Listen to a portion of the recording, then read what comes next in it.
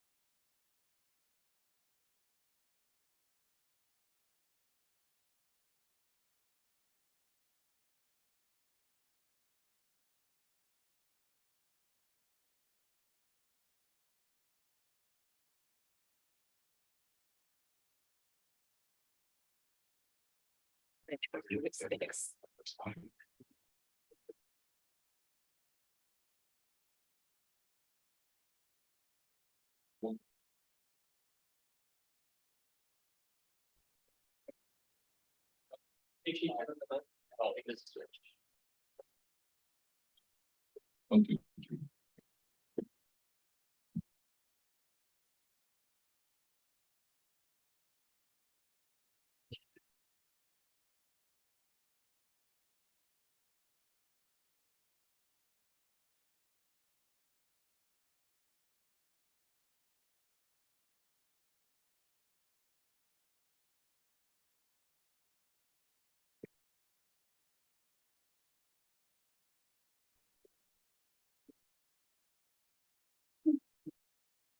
Shall we? Yeah.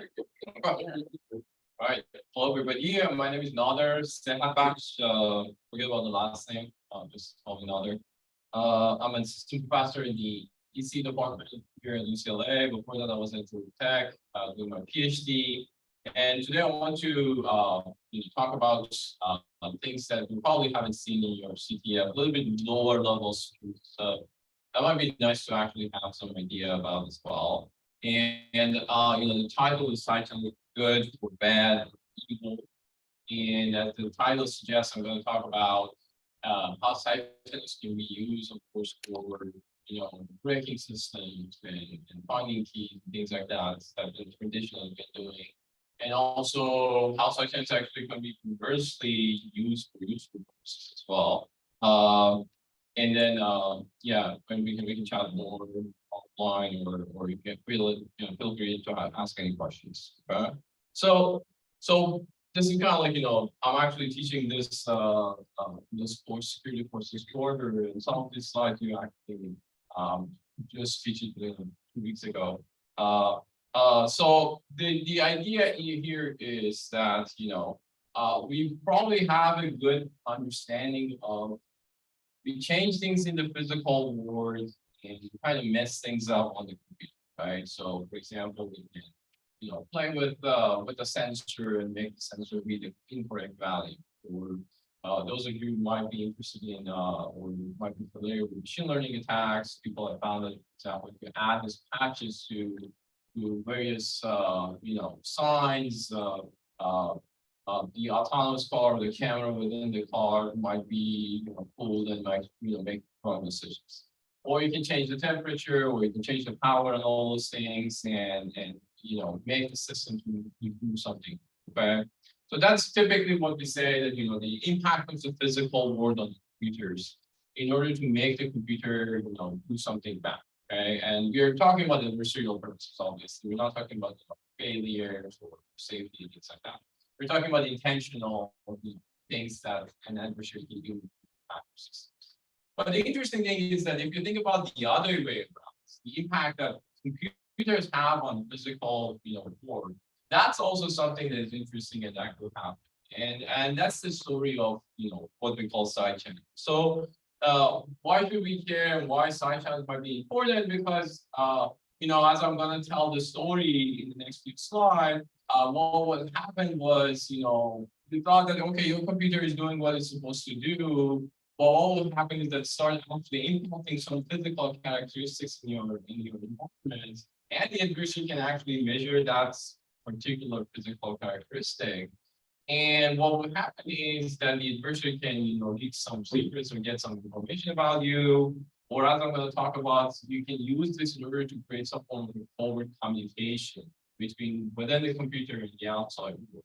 I'm going to actually give you, show you a demo of that as well that we did when I was doing a PhD.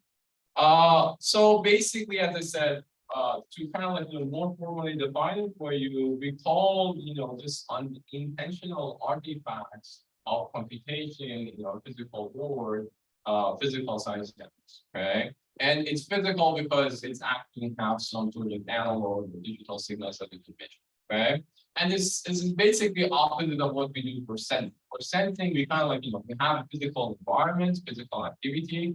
We kind of translate that into some digital electrical values. Sometimes it's actually the opposite of that. You're processing some numbers, running some instruction, adding two values together, and so on and so forth. And that creates a signal, and that signal can be measured outside. So basically the opposite of what we do with sensing. Okay?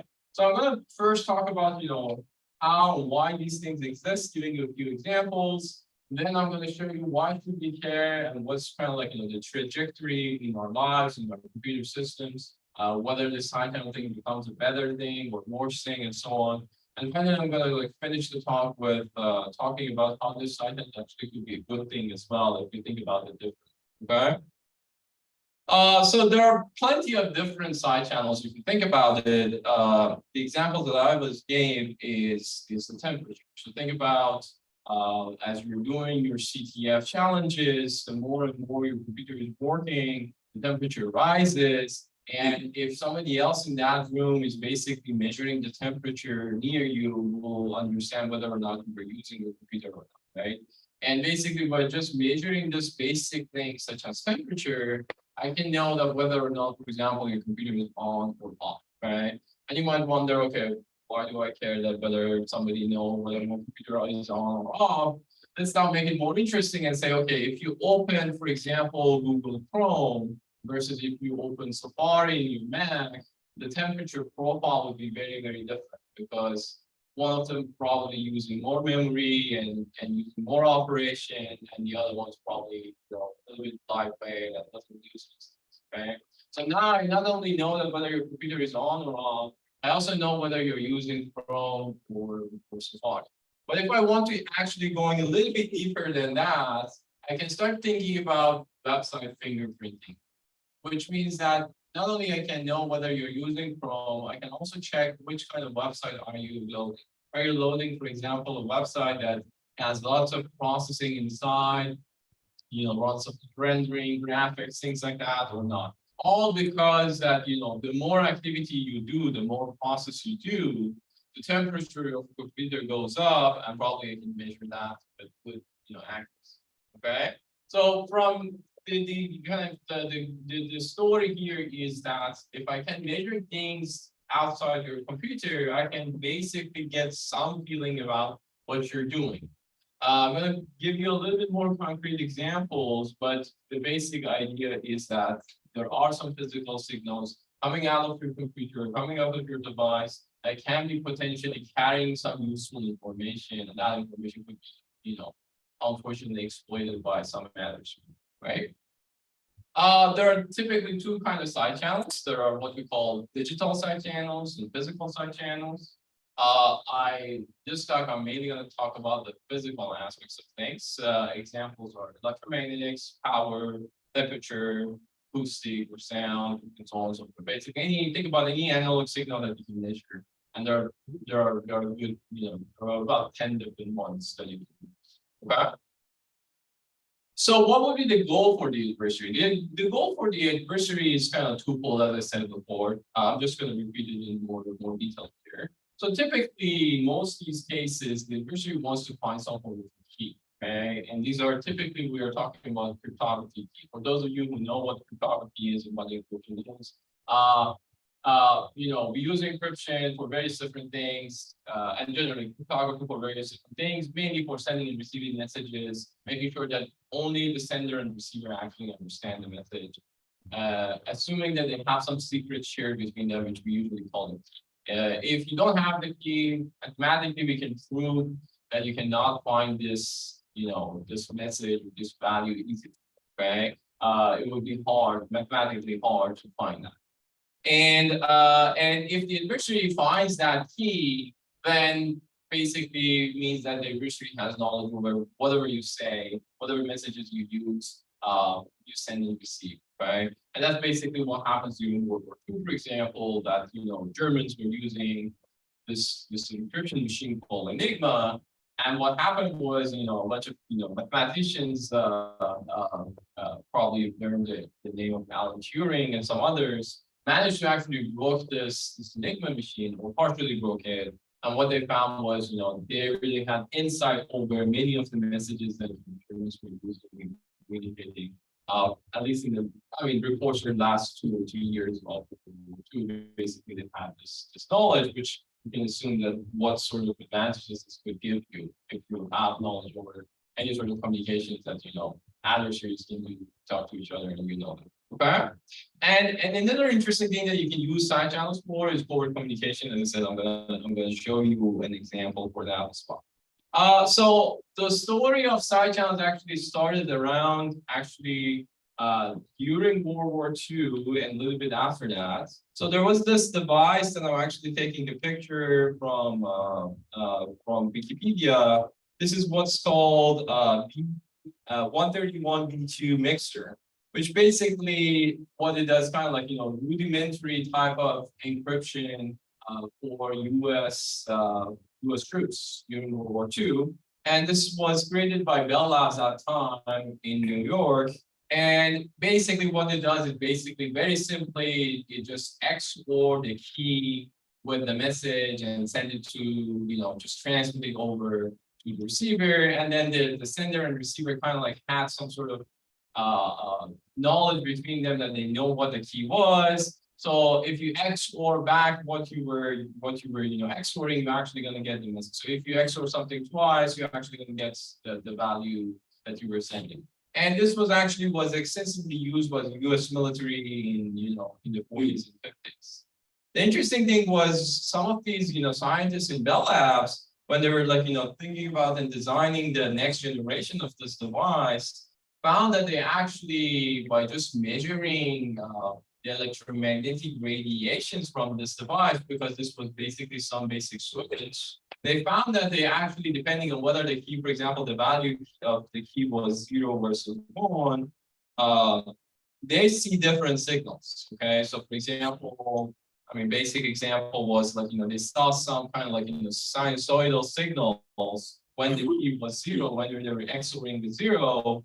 And they didn't see much activity when the bit key was equal to 1. And then this kind of could be repeated for all the bits in that messaging, XORing, encryption system. And they become really, really worried, and they actually, alerted the signal force, which is, this entity in the U.S. military that's foreseeing all the, communications and intelligence, which is actually still around.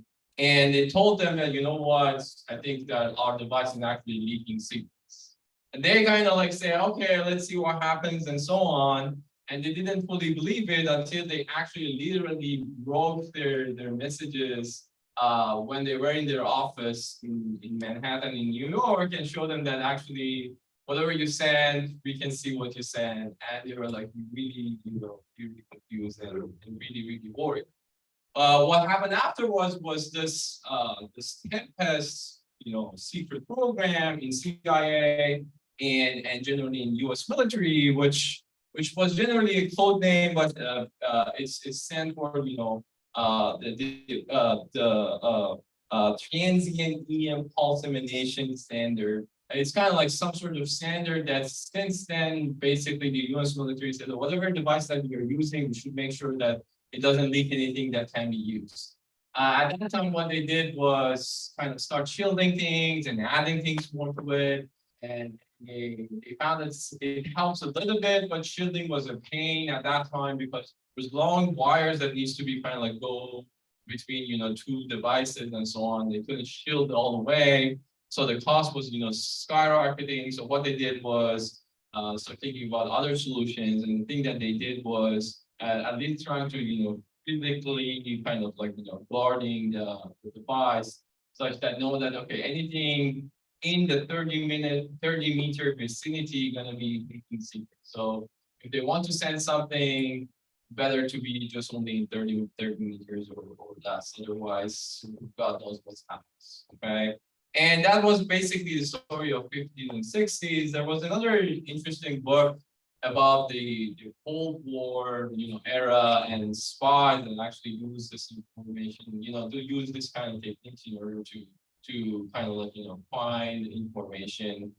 There was one of these, retired CIA agents that actually published a book about this that I definitely suggest you to read. And then the interesting thing happens to kind of like general audience around like 85, 90s.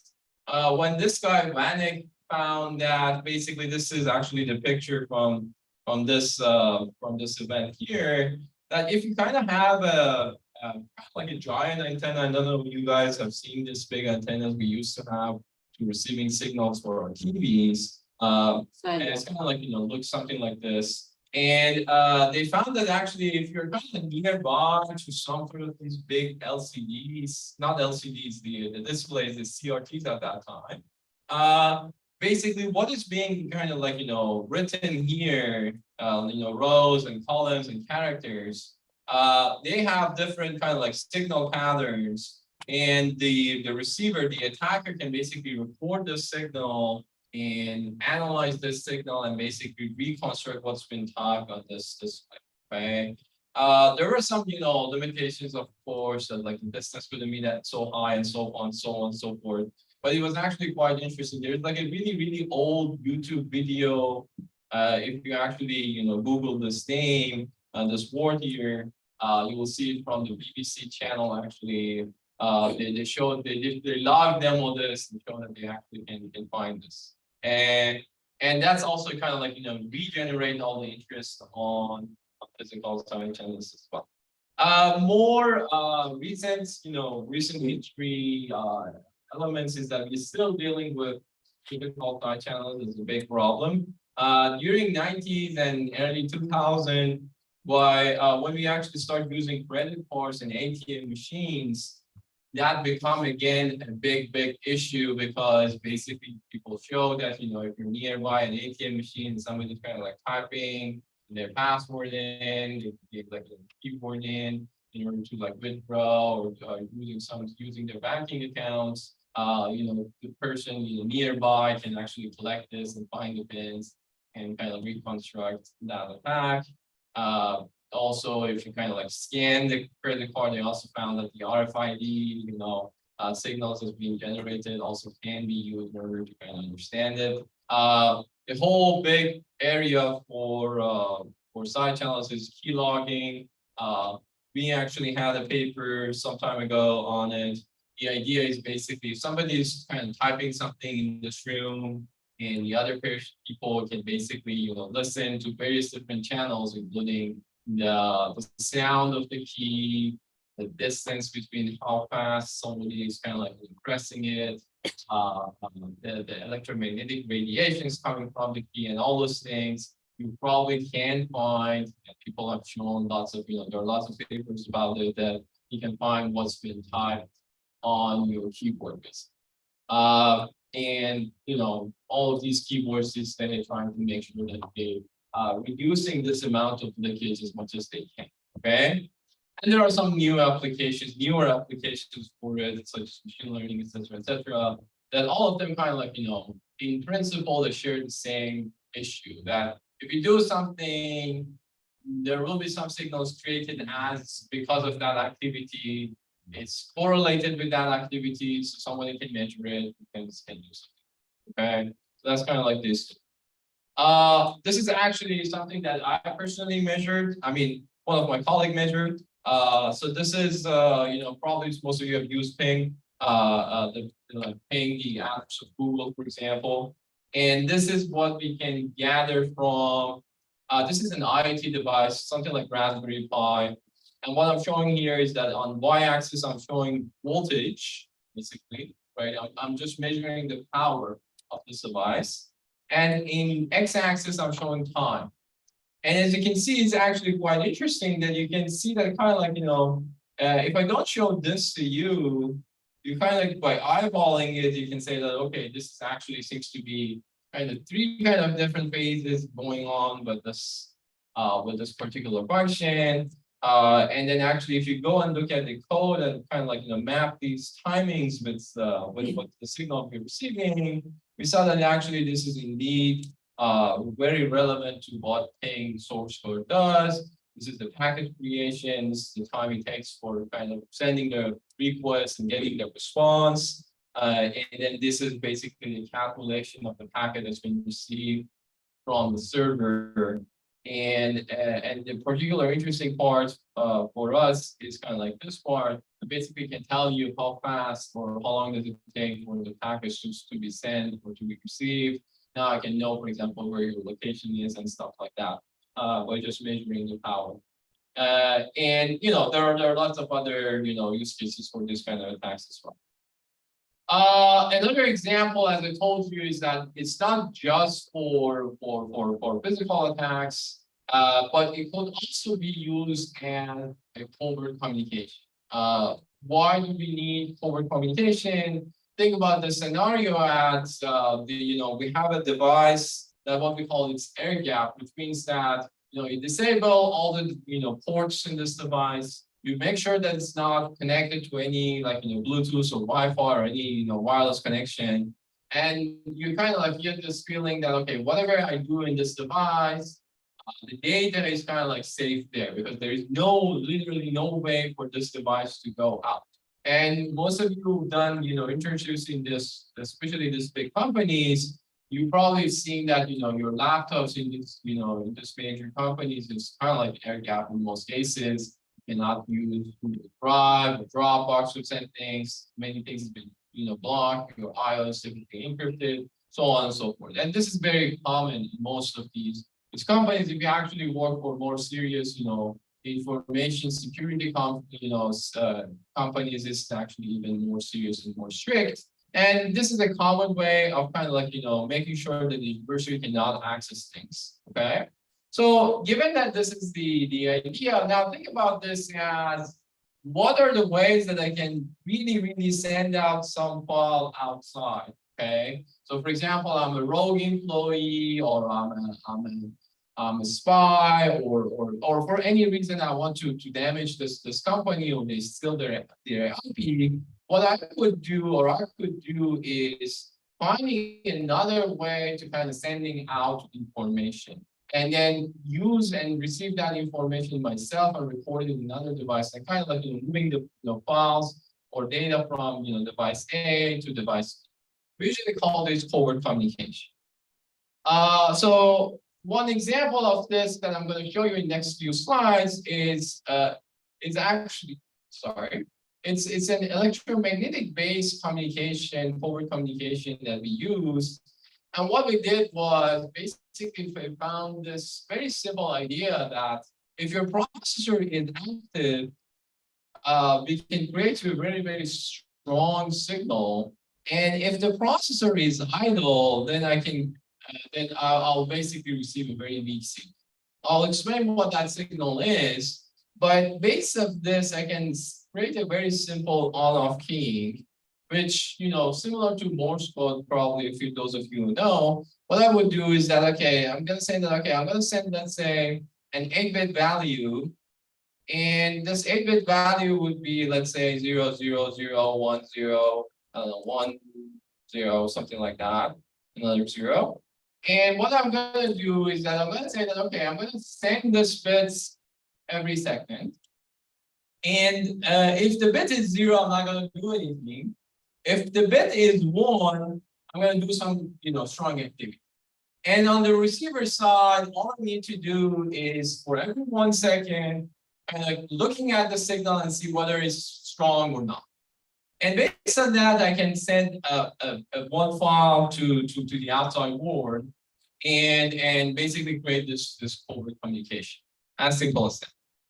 So for example, to give you a little bit more detail of how we actually created this, we found that there is, most of these devices these days have this thing called power management units or PMU, which is kind of like, sits next to the CPU. And the way it works is that in order to minimize the amount of power consumption in CPUs, we don't always like provide the maximum power to the CPU. What we would do is that we say, okay, if you don't need anything, I'm gonna just sleep and not gonna give you power because that's gonna save a lot of energy in our systems. And if you really need to do something, then I'm gonna provide more power to you. Okay. So this is basically based on this very simple thing as states and utilizations. If you actually look into your laptops, you will see that Intel processors have this very elaborate C states and P states, and you will see that, for example, what is happening to your core voltage, clock, PLL, caches, wake up time, etc., between all these active states from C0 all the way to C7. Actually, modern systems have all the way to 20 different states, depending on different things. Okay. So they can kind of like keep changing depending on whether or not you're using your system. So what we found was, the way that this PMU works is kind of like a voltage, like a buck boost, voltage regulator. Those of you kind of a little bit more familiar with analog or how we actually create, voltage. All you need to do is basically the way that we kind of like, have a really large, voltage, let's say 24-bit, 24 volts here. And if you want to create, for example, 4 volts here or something like that, all I need to do is basically kind of like, switching this frequency, just to switch with some frequency. If I always connect it, I'm going to get the 24 volts there. If I kind of like do it half the time, I'm going to get like, 24 times 12 times 2 divided by 2 and so on and so forth. So it kind of like, depending on the switching frequency, I'm going to get that frequency. And that's basically how this PMU works and how these states are going to be created. Okay. So now connecting these two, we found that, in order to kind of, leverage this, we can do this simple piece of code, which we call it, macro benchmark, that all it does is basically just, switching between two states, okay? We call it an active state and all the idle states. In the active states, we just run some instructions, okay? As simple as just a for loop, just a dummy for loop. Doesn't do anything. It's just a value dummy that we just ignore. But all we do is kind of like start from 0 to some other value, keep doing it, and then we're gonna go to the sleep mode, which basically in this case we implemented using this macro sleep function in C, which all it does is just do nothing. And what will happen is that during this time, the processor gets really active, it goes to higher states. And what will happen during this time is that it doesn't use anything, so it kind of goes to the lower state. And the interesting thing is that we saw that actually, if I just measure this using an antenna that I'm going to show you actually the demo, we will see something like this, which y-axis is time, and x-axis is the frequency. And this frequency is the frequency of that switch, okay? That switching I told you about. And you will see that there will be lines and there will be nothing. And then there will be lines and there will be nothing. And lines is kind of like, how much power we are getting, okay? So brighter lines means that we are getting more power, like, more reddish line means we are getting more power. Nothing like, bluish line means that we don't get anything. So basically during this time, we don't do anything. And then during this time, we're doing a lot of things. And we're basically not seeing just one frequency for multiple harmonics of that frequency. We're going to see that as well. So let me show you the demo actually that how this works. I mean, for some reason this doesn't work, so I'm going to do it this way. Yeah, this is the one. So here I have my actually MacBook Pro. That actually I'm just going to show you the same, macro benchmark. I just rotated simple C, and this device doesn't have any. Probably don't want to see the voice, to listen to the voice. But basically, what I have here is this laptop here that doesn't have any connection. And this is just this cable here is just my power. And since I use it for a long time, it becomes damaged after a while. And you see that there's kind of like a bulb in our office. And this is the antenna. This is a loop antenna that we are actually having. And this is kind of like, in this case, we have about a meter distance between these two.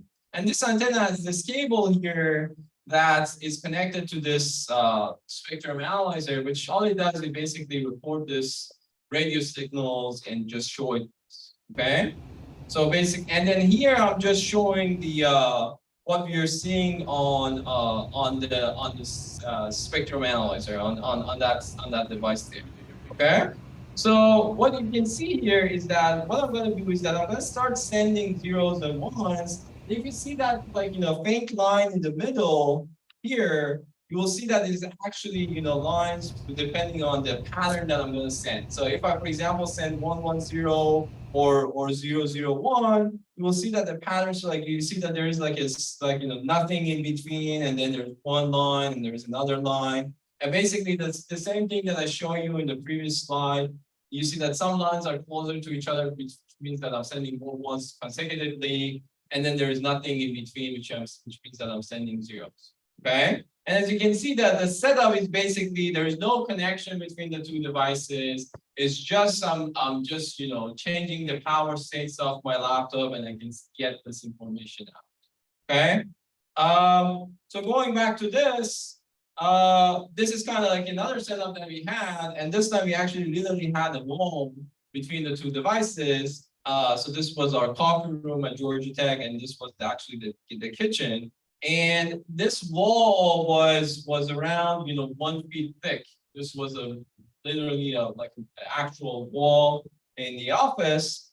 And what we did was we found some bins and things like that to put our laptop there. This is actually a different laptop. This is a Lenovo laptop. But this is the same antenna that we use, and this antenna was connected to some recording device. And the point to point distance between the laptop and the antenna was about 5 feet. And we showed that we actually can find, can receive the bits. And here I'm showing the transmission rate, the bit per second that I can send this information out. And I can easily get around 1 kilobits per second. With really decent bit error range, which means that I can easily just decompose what I've sent. And so I can send 1 kilobits per second. And if I want, for example, to send it, C file or large projects, probably within some minutes I can just send it out to some walls outside and things like that. Okay.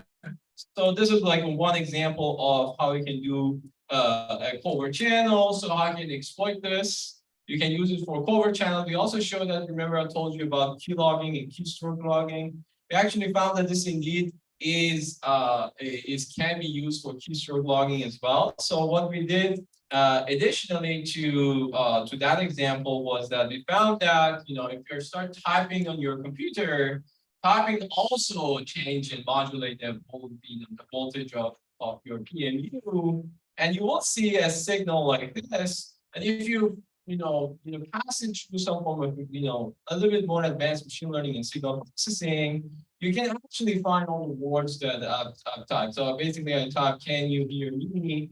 And you can see that actually, our systems managed to find an example of what this is. You can see that, there's actually time differences between different words. And then usually there's a good chunk difference between when the last character you type, and then you push the space and then the next character. And this is kind of changing from one person to another person, but on average, you can actually find this pretty reliably as well. Okay, so I think by now you're kind of like, you should have understood why we care about this. There's plenty of other examples that I don't want you to talk more about this. But the goal was to show you that, side channels could be used for evil, basically. And this is a huge, huge problem. And what I want to show you is that, this problem is actually getting even worse in the next decade or so. Why is it getting worse? Because we are shifting toward a scene like this, that not only we are using less computers in our life, we're going to actually use computers and, some form of smart device for every single thing that we do in our life, right? Starting at home, in our industries, in our driving, anything, right? So watching TV is going to be smart. cooking food would be smart, going to work would be smart, and everything, right? And because of that, the fact that we're gonna have, billions and billions of these devices by next few years, we are gonna and we're gonna use it not only in, just smart and less important cases, but actually in smart manufacturing and critical devices, in banking, in education, in critical infrastructure. We're going to use lots of these embedded and active devices in critical systems. And we're going to basically in a huge mess in terms of securing these devices because they're not going to stop radiating the signals, and the adversary actually gets more and more creative in order to extract this. Okay, so we really need to think about what should we do and how should we make these things less vulnerable to kind of this type of attacks that I showed.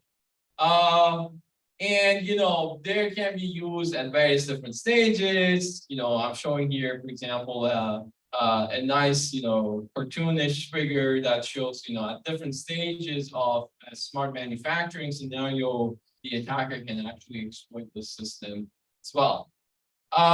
So this is kind of like, what I want you to kind of talk about today was giving you a little bit of these examples and showing that this is actually real. It's been real for a long time. It's been used a lot of, in a lot of different scenarios, and it's gonna actually get worse. Okay. So a little bit now more positive side of, first of all, okay, what we can do in order to kind of like defend against this, because obviously we didn't sit and say, okay, it is what it is, we cannot do anything. Of course, since 50 that we know about Tempest and all these things, we start working on how to fix it. And myself actually put a lot of time on it. There are hundreds and hundreds of great researchers working on this. So there are a whole bunch of solutions for this as well. The solution doesn't necessarily, completely eliminate this problem, but there are some hopes that it actually works in some cases. One thing to remember is that, this defenses doesn't, completely eliminate the whole problem, but at least we are trying to make sure that, under some right assumptions and under some right situations, we can protect our systems against this physical section. Okay? So these are the defenses. Hopefully, guys that took my class knows this, but I'm gonna quickly go over them again. So we're gonna typically, the one best way to kind of fix this is fix it from its root. Okay. So what is the root? The root is basically software that you're using. Think about the scenario that I told you that if I do this, I'm gonna send one signal, and if I do that, I'm gonna get another signal. What I can do is I make sure that if I do this versus that, the signal that I'm going to generate is going to be exactly the same. If that's the case, regardless of what signal I'm going to generating, from the external perspective, from the adversarial perspective, what we can see is basically zero information. I will see some signals, but it's the same over and over again, regardless of what I'm going to do. Okay. So this is basically, kind of like, the key idea here is making things oblivious to the signal that you're generating. Okay. So how do we do that? We typically do that by adding some dummy behavior when you're doing different things. So simple example, if I have some key here and do activity A and then else activity B, if I do A, B here and A here, then I'm going to create some signal, but that signal is going to be very, very similar to both cases. But of course, I cannot do A and B here and there because that creates some, fraction issues. So what I'm going to do is I'm going to do some like A plus some dummy D, and here I'm going to do B plus some dummy D prime. I'm going to make sure that A plus D is equal to B plus D prime in terms of signals, okay? And these D and D prime doesn't do anything meaningful. It's just there to just run some dummy instructions, okay? Yeah, question. So how would this work with something like I usually you got more power, but wouldn't that create a massive inefficiency when scaled with like diet? Yep. Yes, and that's why we, as I said, we are not completely fixing it. So the question for those of you who are on Zoom and didn't hear it is, yes, you can do this on software, but if I do A plus D versus B plus D prime, wouldn't this D and D prime essentially, consuming a lot of power, extra power that wasn't necessary to be, right? So huge power inefficiency issue. And the news is, security unfortunately is not free, which means that if you really care about your data, you have to kind of like, something has to give. So you have to kind of like say, okay, either I'm gonna make up my system a little bit slower, but on the other hand, I'm gonna get a little bit more, security. And if you remember about the Tempest in, World War II, Bell Labs actually had a solution, told them that, just shield your wires and you're good to go. And, US military started looking at it and saw that, okay, this can actually cost a fortune for the military. And they kind of come back pissed and told these guys in Bell Labs that, yeah, this works, but it's, it costs an arm and leg for us, right? So basically, unfortunately, what is happening in security in most cases is that it's a trade-off between security and many other metrics that's really important. Either power, performance, or cost in either of these three. And sometimes actually all of them together. And the idea here is, the research in this domain is that, okay, this is the basic idea, how I can actually not only add D and D prime to kind of make these signals similar, but maybe let's try minimal D and D prime that actually gives us this. Minimal power consumption, minimal energy efficiency, minimal area.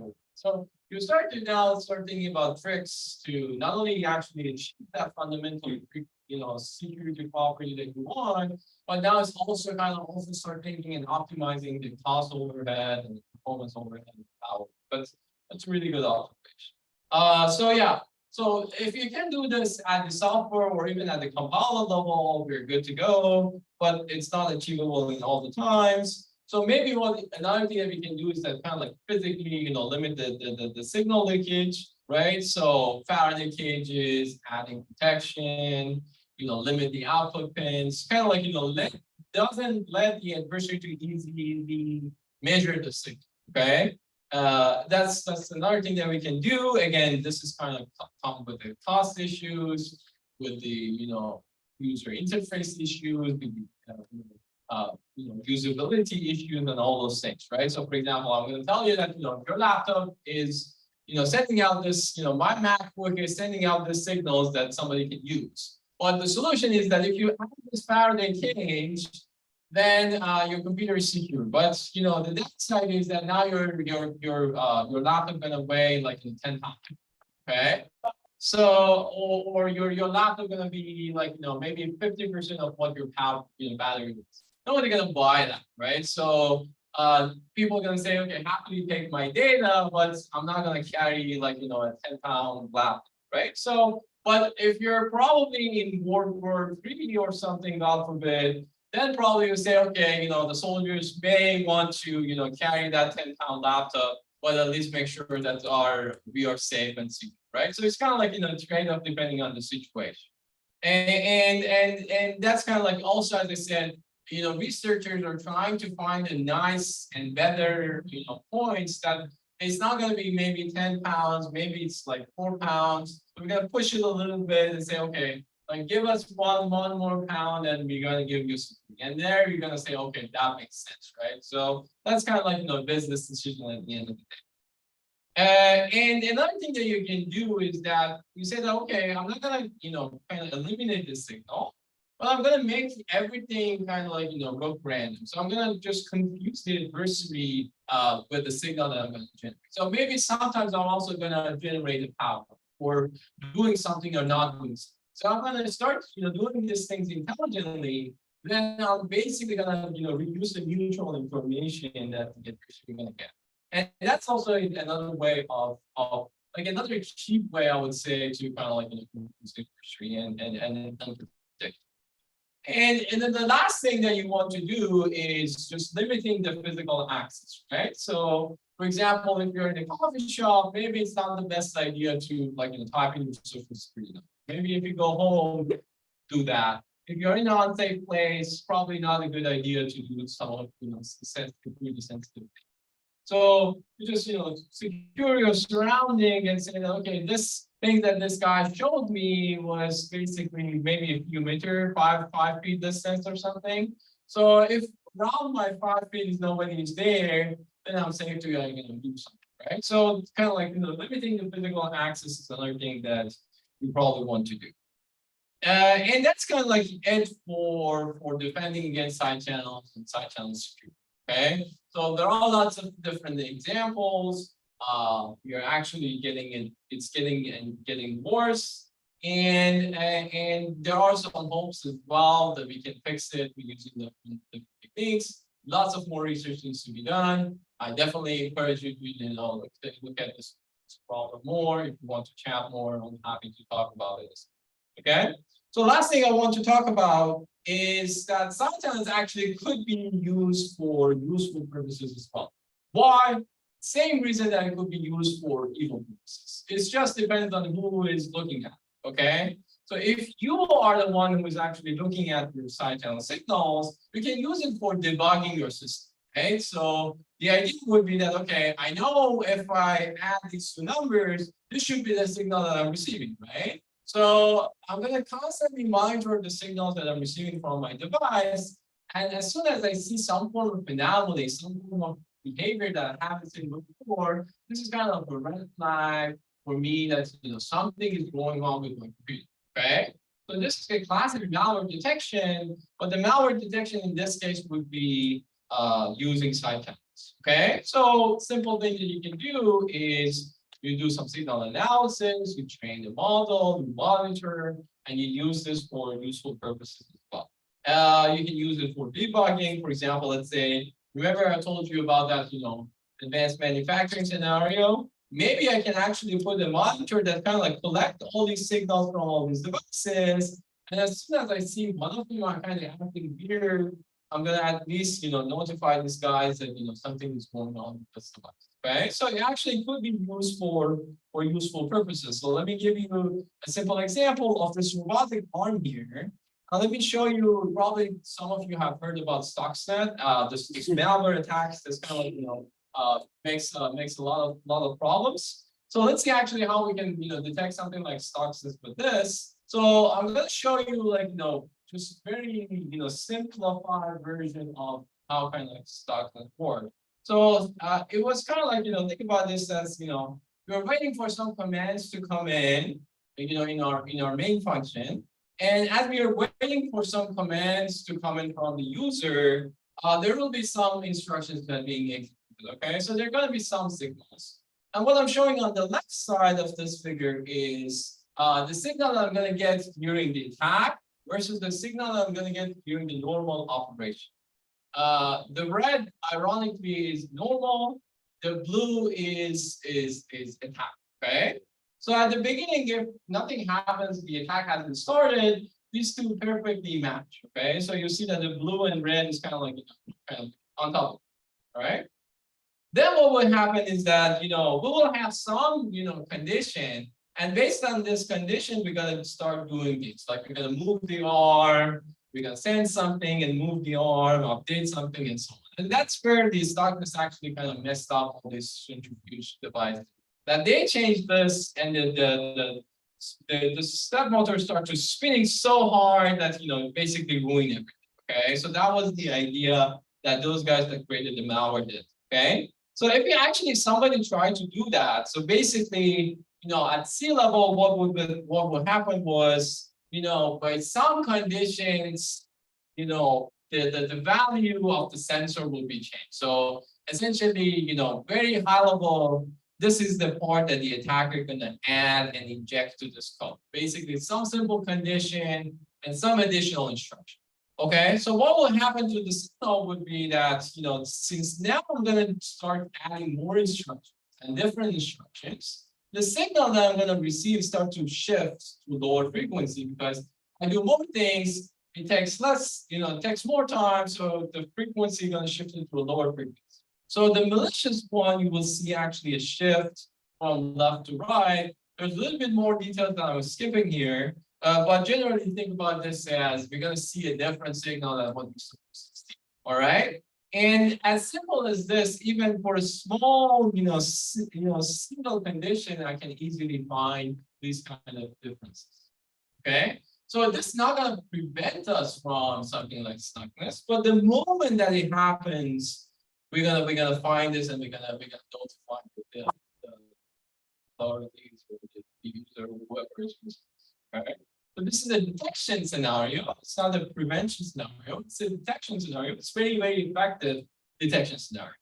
Not only that, if actually you do something like buffer overflow, which you're doing every day these days for your CTF, what the buffer overflow, if you think about it, is actually doing is that you were supposed to kind of like continue this function, but you kind of managed to, corrupt the memory and change the return address and basically hijack the control flow, right? So you're going to hijack the control flow and start executing some other instructions. And what would those other instructions would look like? They will look like very different than what we were supposed to see. Okay, so this looting here is kind of like a series of instructions that I'm going to see, and this red thing here is what I'm supposed to see. Okay, and even if the adversary kind of try to be really sneaky and kind of like start executing the normal things very quickly, there will be this brief moment that things not going to be the same. And as a malware detector, as a monitoring phase, I can easily detect those kind of things as well, even if we didn't view instructions. Okay. So that's kind of like the idea that what we can use this for detecting attacks as well, because essentially all it does is externally monitoring this. So even if your device is completely compromised, the monitor itself is a different physical entity from your device, so it's completely safe in terms of security. And that's why this monitor would work. That even if you have a nice worm that's kind of like spread itself and install all this malware in all your systems, your monitor is actually physically on a different network, different inputs, so it's not going to be impacted by this, and that's where nice thing happens. I have another demo for this as well. You see, I have. Okay, so let me show you that one too.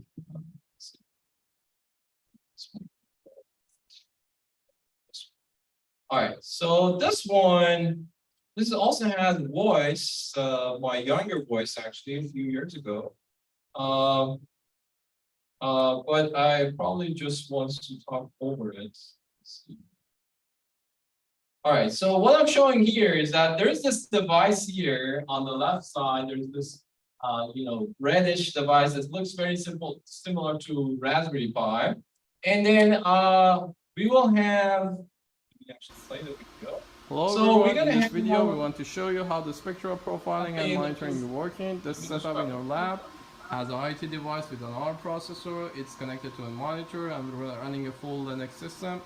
We have a horn antenna picking up the signal and it's connected to a software-defined radio, and the software-defined radio is connected to a laptop.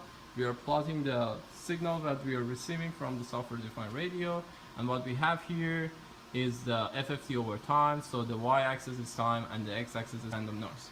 So what we're gonna do is we're gonna run an application with 7 loops, and what we should see here is this is the first loop, this is the second loop, this is the third loop, and the harmonics, the fourth loop, fifth loop, 6 and 7.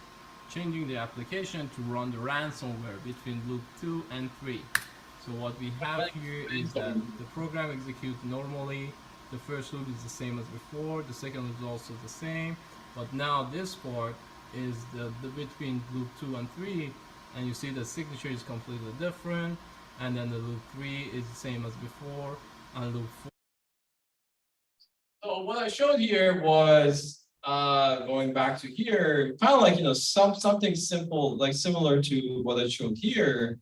And if you're using some form of a payload like a ransomware, probably those of you know what ransomware is it's kind of like encrypting all your data in your hard drive and asking for ransom in order to decrypt it.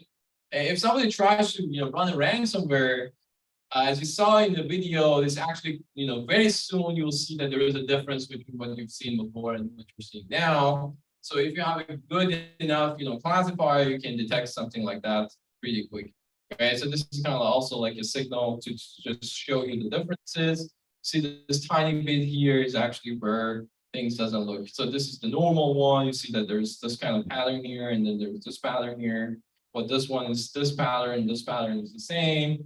But this tiny thing here is wasn't here. Right? So that's how we actually detect this. All right. Okay, so let me conclude the talk. So first of all, thank you all for being here. Happy to discuss more any of these things that you found interesting. You probably also can Google my name and we can chat more. You can reach out to me, email me, through the and so on. But let me just give you some key takeaways from this talk. So first of all, physical attacks have been around more than 60, 70 years ago. Still is an issue, and it's actually going to get even worse because we're going to use even more competing devices in our lives, in unsecure places, in places like public domains and so on. Unfortunately, defending against side channels is not easy. It's not trivial. It requires some cost. It requires some sophistication. So still, we need to do lots of research in this domain. For you guys that are, looking for, topics to do research, that's probably one of the good topics to think about if you're into these kind of things. But another thing that I show you is that, side channels could also be useful. And depending on who are actually collecting the signal, if an ally is collecting the signal, they can actually use it for useful purposes as well. So at the end of the day, maybe side channel is not that bad thing as well. If we kind of like understanding how it looks like and what it is, and control who actually can measure it and can access. All right. I think with that, that's the end of the presentation. Thank you for listening.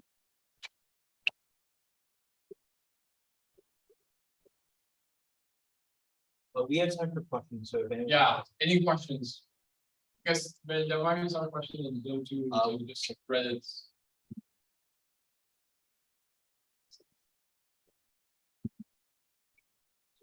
Does anyone have a question?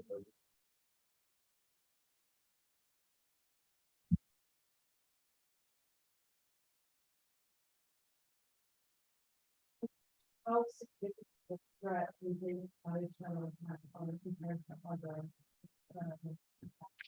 It's a good question. So the question is how significant of a threat side channel is compared to others.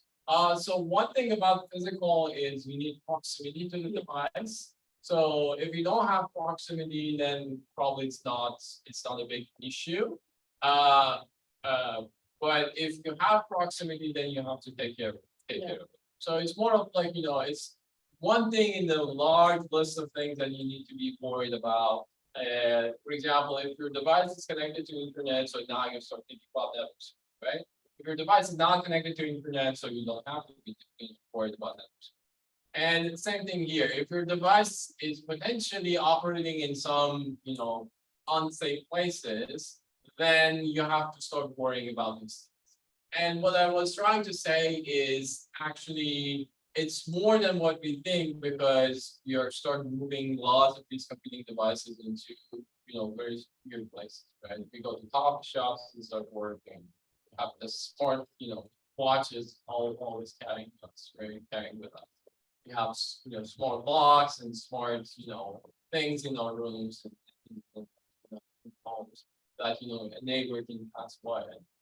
So it's not like every single device these days is having this issue, so we have to stop working and using them. But it's just something to think about and know.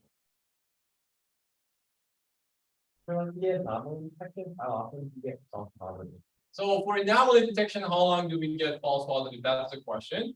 It really depends on the case, and also depends on how aggressive you want to be in order to detecting. some people and some agencies wants to detect everything and then make a decision based on that. In that case, you get lots of false positive. But if you're kind of like saying that, okay, I'm gonna also let some of the malicious activity go by, but on the other hand, on the other hand, I'm gonna get almost zero false positive. Then that's also an opportunity. But at the end of the day, I mean, rule of thumb is you want to something be close to 0% false positive, 100% true negative, or true positive. And is after that, it's mostly research on how you design your malware. What sort of classifier are you using? Are you using generic training signals as this in regard to training well? And these kind of things in order to understand and improve the answers. But it's a challenge. Would you consider side channel attacks a greater threat for something like private businesses or like the common person, given that like military facility that usually relatively physically secure? Yes, so the question is that, physical side channel attacks is probably attacking poor more than the rich or the governments, right? And that's true. Because it's not just because it's not applicable to them, it's just they pay the price and they make the system secure, right? So they were new about this and they actually make their systems secure about this. As the user, I think basically what I was trying to kind of like, say here is that it's also time for end users to start knowing about this thing and start doing something as well. And we also talked about the fact that this probably means some inconvenience, either in terms of cost, or power, area, or weight, things like that. So yeah. Yeah.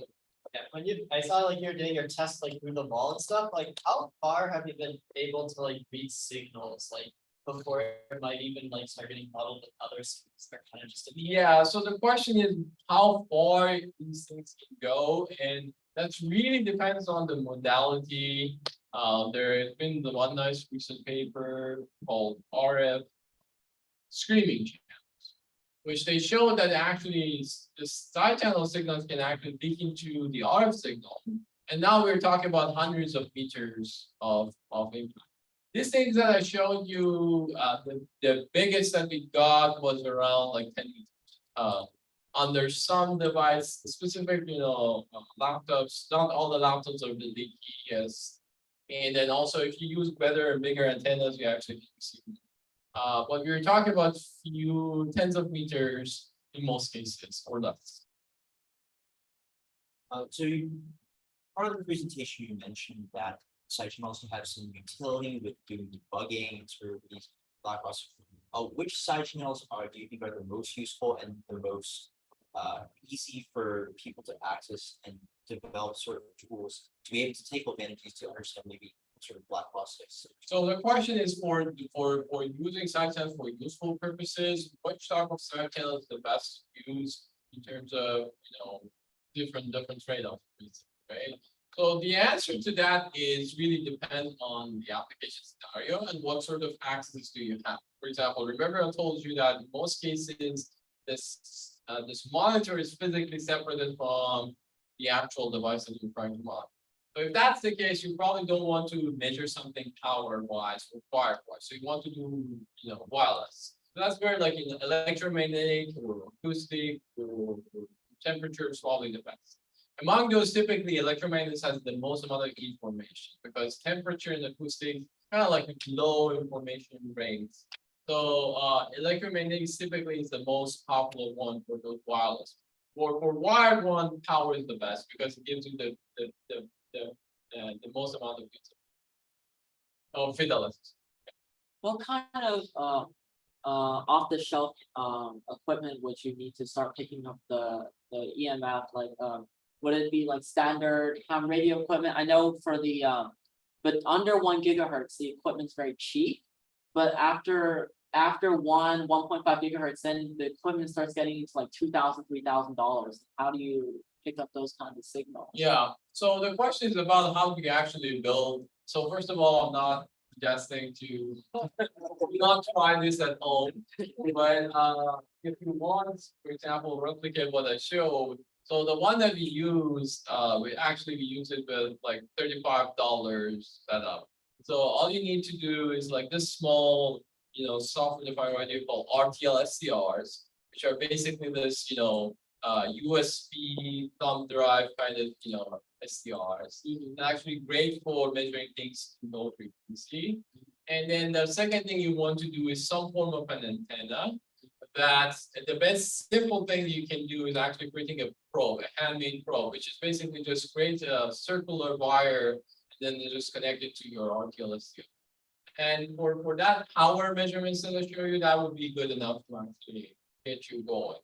But you can also buy from Amazon this like 20 or $10 or $20 antennas, this loop antennas, and then also hook it up to.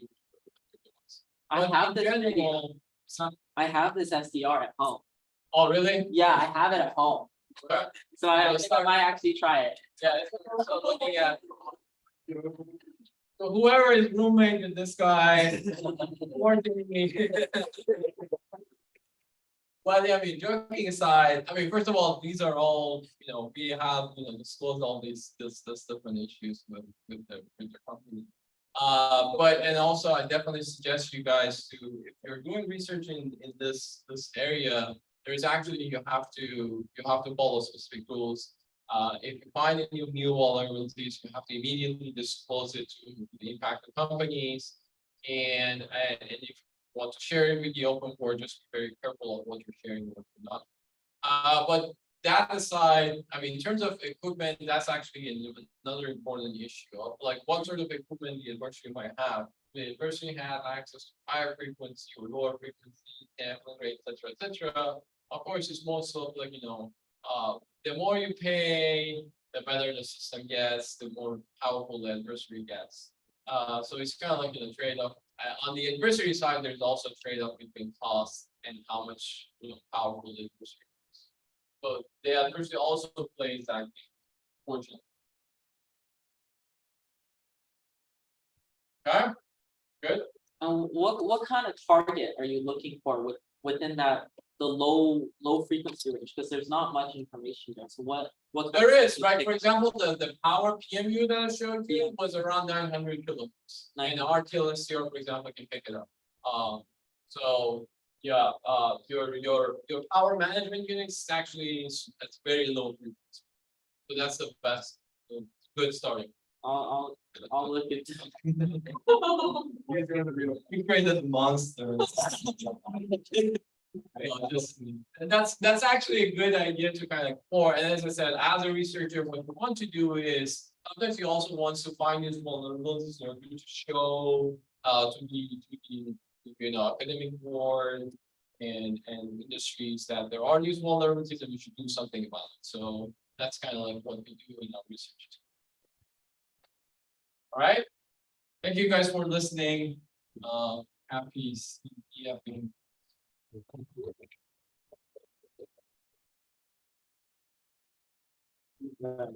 it.